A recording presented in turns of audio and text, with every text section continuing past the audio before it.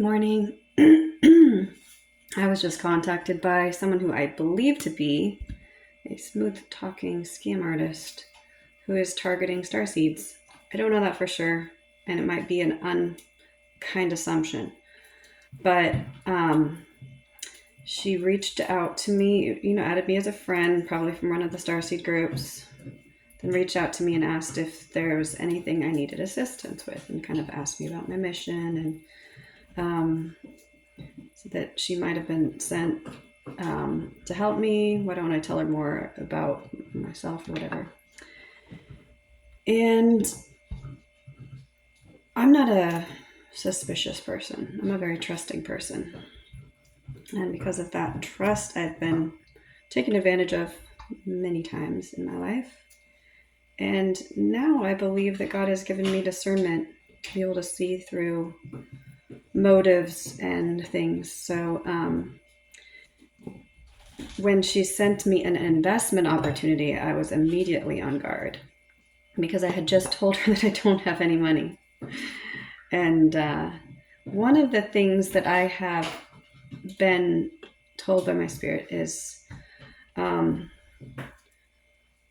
Source is not going to ask me to put money up to do anything to accomplish my mission. I don't have any reliable source of income. I am getting a PFD, but I have been repeatedly impressed not to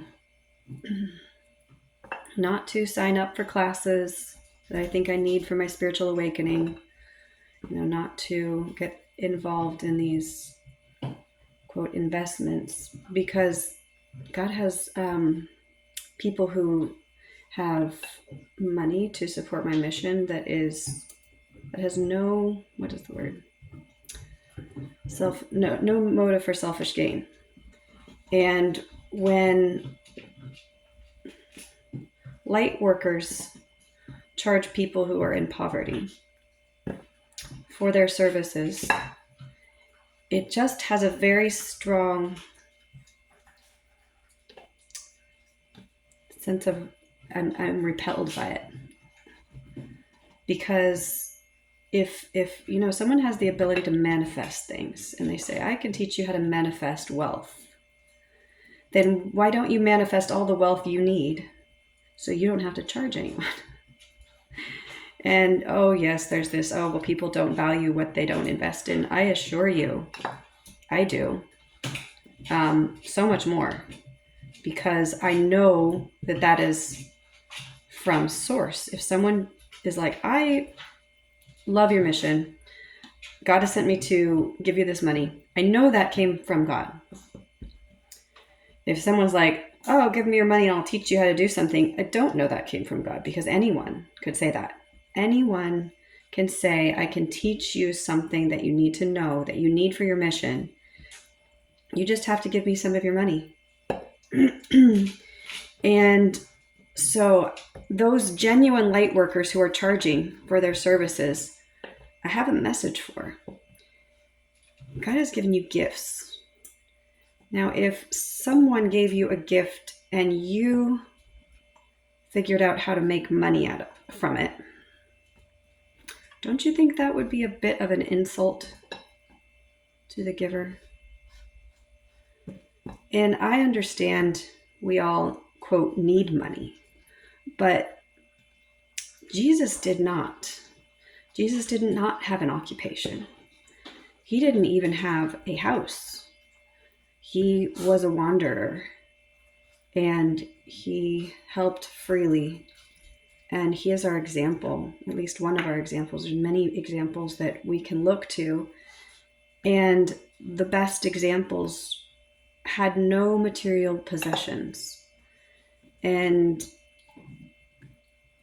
I do. And so in that way, I'm not exemplifying. I'm not exemplifying the template. It is something I very much feel drawn to, is just trust God to provide, and don't charge for your gifts. that is a template I do want to follow. Don't work at a 9-to-5 job that makes you a slave if it does not completely support the mission God has given you to do. You're participating in a system that is going to fail. The system is going to fail. And we would do best learning how to live independently of the system and live by faith.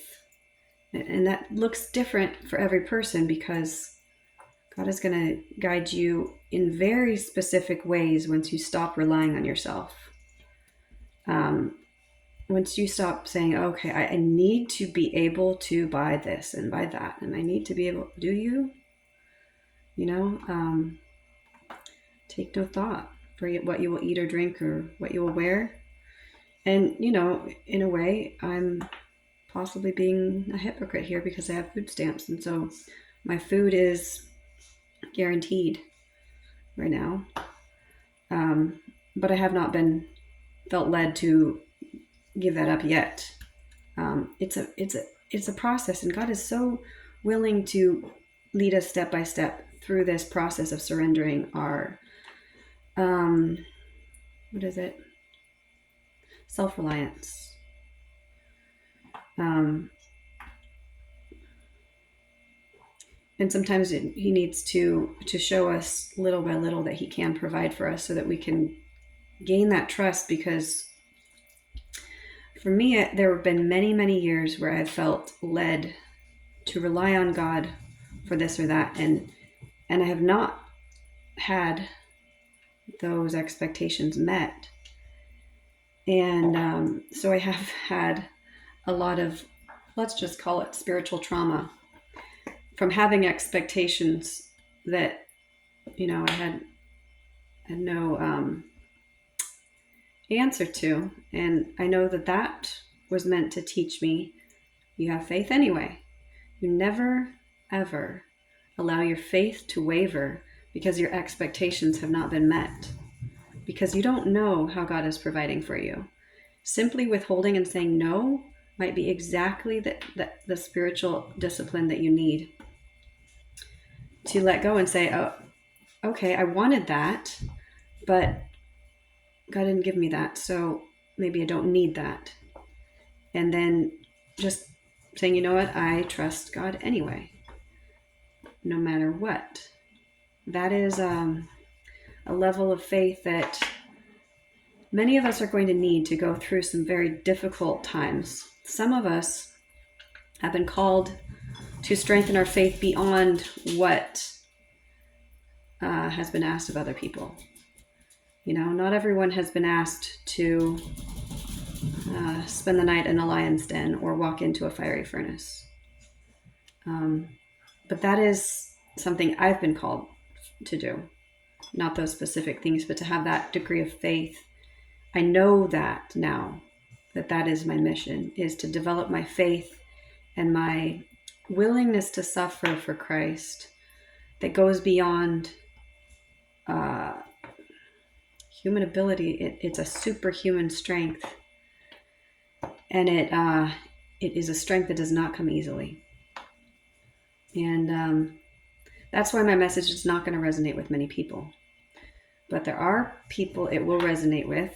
And so I'm putting this message out for you.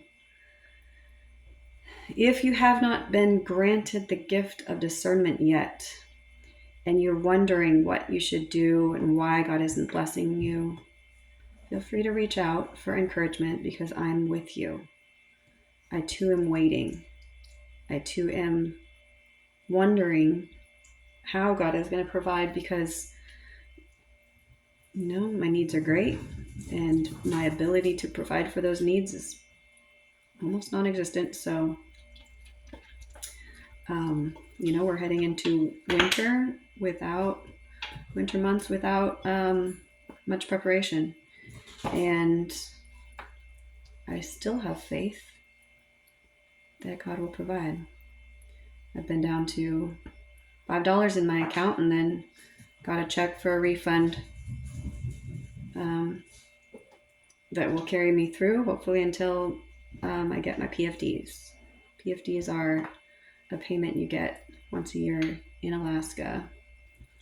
And so that will carry me through, but also I will need discernment to know how to spend that, because, should I pay for rent, or should I invest in some things that I believe I need for winter?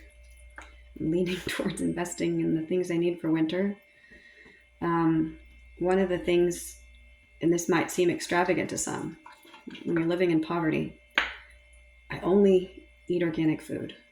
And God has allowed me to budget food stamps so that we have enough. We are eating quality food. We're not lacking at all. And I'm very happy about that. The next thing that I've been impressed to do is to stop wearing plastic fibers. And that's a big, and not like blankets and pillows and stuff. Our bodies are constantly being in contact with these toxic fibers. Not only do their vibrational frequencies interrupt our electromagnetic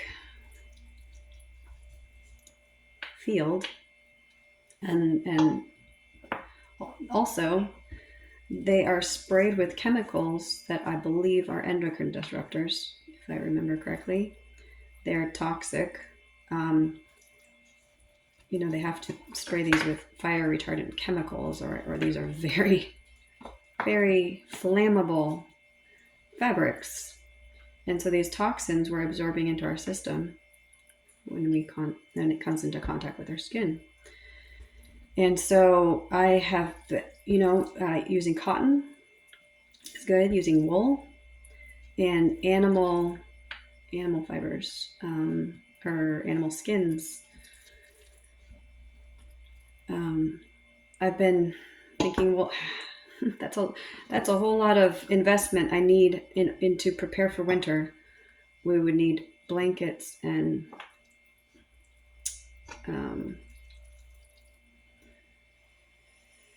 like coats, winter coats and gloves and hats and stuff that don't have all these plastic fibers, microfiber. Everything is microfiber. And it's just very difficult to even find quality stuff. And then when you do, you realize it is so expensive.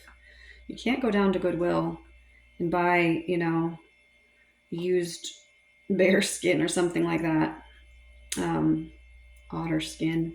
But living in Alaska, I believe I am going to have access to some affordable. I just need to pray for guidance where to find that. But for a winter coat, probably going to need something quite warm. Same with boots. Need something made from, I don't know, sealskins or whatever. I will have to see what is available. So I have a list of things that I feel led to ask for.